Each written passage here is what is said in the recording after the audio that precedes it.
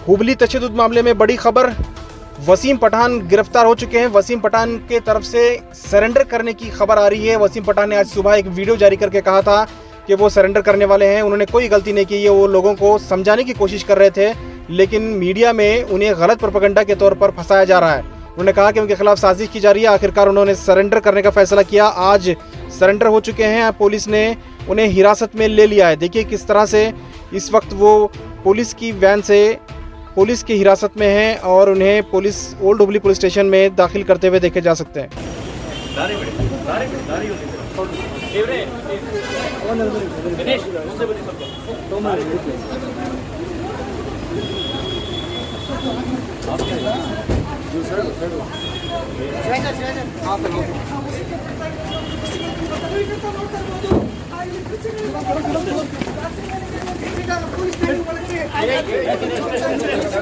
ಬಿಡ್ರಿ ಯಾಕೆ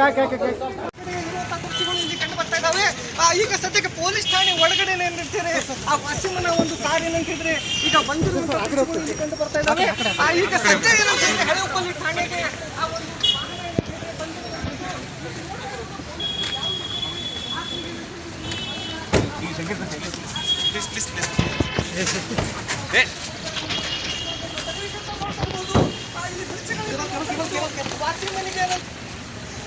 ಬನ್ನಿ ಬನ್ನಿ ಸೈಡ್ ಬನ್ನಿ ಪ್ಲೀಸ್ ಬನ್ನಿ.